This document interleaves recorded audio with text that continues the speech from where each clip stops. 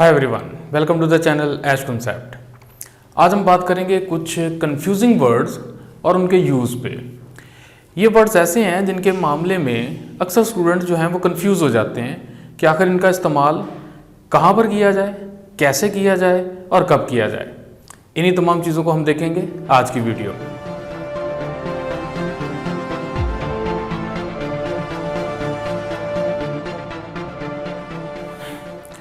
सबसे पहले बात करते हैं यूज टू की।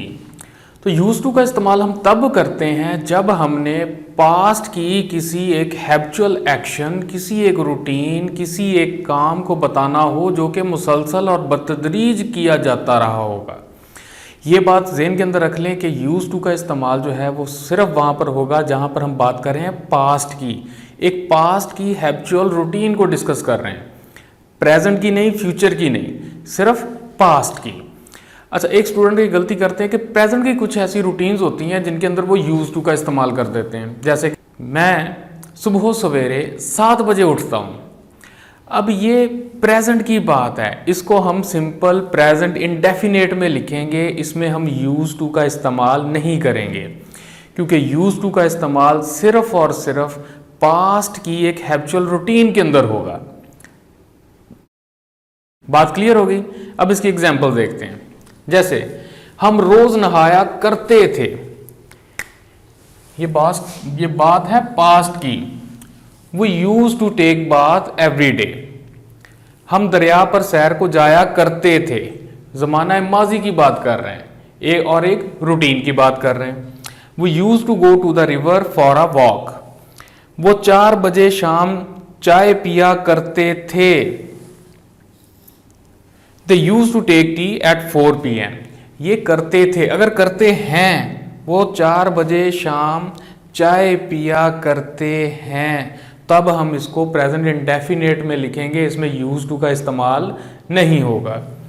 एक और एग्जांपल देख लेते हैं कि इस्लाम से पहले अरब अपनी लड़कियों को जिंदा दफन कर दिया करते थे। The Arab use to bury their daughters alive before Islam. Clear होगी यहां तक बात? अच्छा, अक्सर स्टूडेंट ये करते हैं कि जब वो नेगेटिव का भी एक जुमला होता है जिसके अंदर एक रूटीन जो है वो बताई जा रही होती है, उसके अंदर भी यूज टू का इस्तेमाल कर देते हैं। तो जब भी ऐसे फिक्रे जो ज़ाहिर तो एक माजी की रूटीन को कर रहे हो, एक हैबिचुअल एक्शन को कर रहे हो, लेकिन वो नेगेटिव हों, तो उनमें कभी भी यूज टू का इस्तेमाल नहीं होगा। उसको हम बिल्कुल उसी तरह कन्वर्ट करेंगे जैसे हम पास्ट इंडेफिनेट को कन्वर्ट करते हैं नेगेटिव में या इंटेरोगेटिव में। एग्जाम्पल देखें, कुत्ते रात को नहीं भौंका करते। The dogs did not bark at night. हम इसको बिल्कुल वैसे ही कन्वर्ट करेंगे जैसे पास्ट इंडेफिनेट को नेगेटिव में कन्वर्ट किया जाता है। इसके अंदर हम यूज टू का लफ्ज नहीं लिखेंगे। इसी तरह इंटेरोगेटिव, क्या वो हर शाम हॉकी खेला करते थे?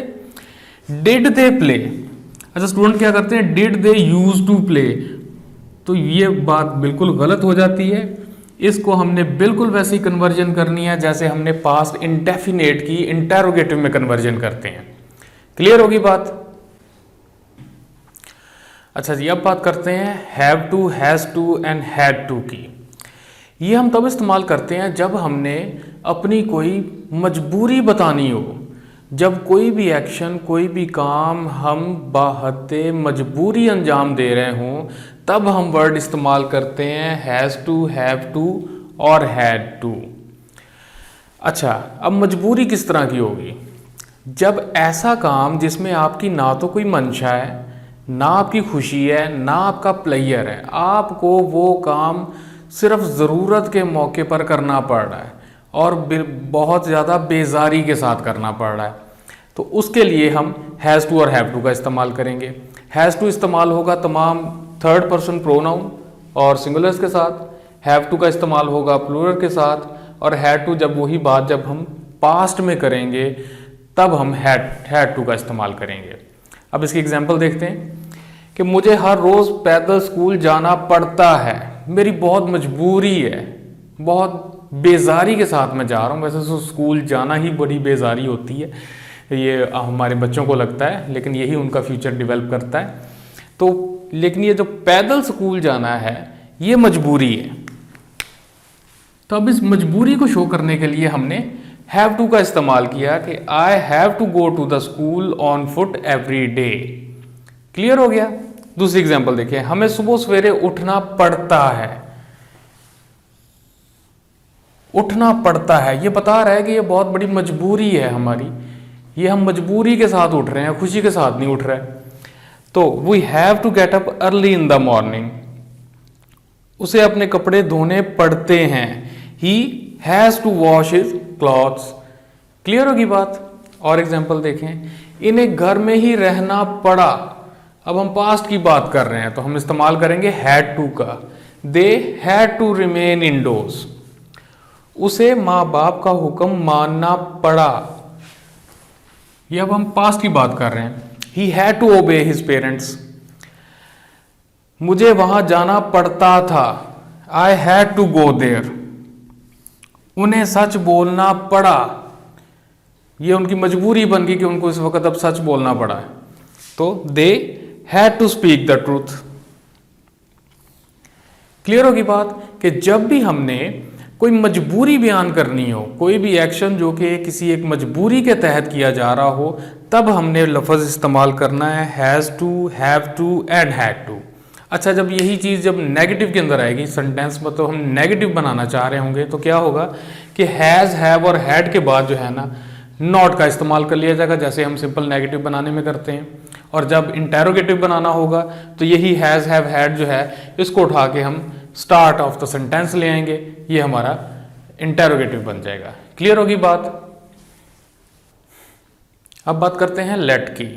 तो लेट का इस्तेमाल हम तब करते हैं जब हमने कोई तजवीज़ देनी हो, कोई सजेशन देनी हो या किसी चीज़ की इजाज़त देनी हो। तो जब हमने किसी भी चीज़ के ऊपर कोई तजवीज़ देनी हो तब हम लेट का इस्तेमाल करते हैं। जैसे कि आओ सैर को चलें, ये मेरी एक सजेशन है, मेरी एक तजवीज़ है कि सैर के ऊपर चलते हैं। तो इसका हम ट्रांसलेट कैसे करेंगे, let us go for a walk. आओ इकट्ठे खेलें, लेट अस प्ले टुगेदर। आओ कहानी सुने, let us hear a tale. अच्छा, ये लिखा जो है ना, ये लेट अस जाता है। अक्सर हम प्रोनाउंसिएशन के अंदर क्या करते हैं, जब हम फ्लो में बात कर रहे होते हैं तो हम लेट्स कहते हैं कि let's play, let's go for a walk, तो लेट्स हियर अ टेल। तो बोलते वक्त फ्लो के अंदर हम इस लेट अस को लेट्स बोलते हैं। क्लियर होगी बात। ये कोई कंफ्यूजिंग नहीं है कि लेट्स कोई और चीज़ है और लेट अस कोई और चीज़ है, ये सेम चीज़ है। लिखते हम इसको लेट अस हैं, लेकिन बोलते जो हैं वो फ्लो में और एक स्पीड के अंदर बोलते वक्त हम इसको लेट्स बोलते हैं। आओ अपना काम खत्म करें, let's finish our work. Clear होगी बात। दूसरी बात, जब हम किसी चीज़ पे इजाज़त देते हैं, जब हम किसी एक शख्स को, किसी चीज़ की, किसी पर्सन को किसी भी चीज़ करने की या ना करने की इजाज़त दे रहे होते हैं, तब भी हम लेट का इस्तेमाल करते हैं। जैसे हम कहते हैं उसे घर जाने दो, let him go home. Let him go home, उसे अंदर आने दो, लेट हिम कम इन। क्लियर हो गया। बच्चे को रोने ना दो। अब यहां पर हम एक चीज से मना कर रहे हैं, तो इसको हम किस तरह करेंगे, इसके लिए हम यूज करेंगे डू नॉट का। इसमें डज नॉट इस्तेमाल नहीं होगा, हर जगह डू नॉट का इस्तेमाल होगा। जैसे कि हम प्रेजेंट इंडेफिनिट में देखते हैं कि ही शीट के साथ हम डज नॉट का इस्तेमाल करते हैं, तो इसमें वैसा कुछ नहीं। इसमें इन लेट के तमाम फिक्रों में डू नॉट का इस्तेमाल होगा। तो do not let the child weep, do not let him go, उसे जाने ना दो, do not let him go, उसे खिसकने ना दो, do not let him slip away, do not let the door open. तो जितने भी ये फिक्रे होंगे जिसके अंदर हम किसी चीज़ को मना कर रहे होंगे और लेट का यूज़ हमने करना होगा, तब हमने डू नॉट का यूज़ करना है। क्लियर होगी बात। होप कि इन तमाम फिक्रों की जो असल एसेंस है और इनका यूज़ जो है वो क्लियर हो गया होगा। And thanks for watching.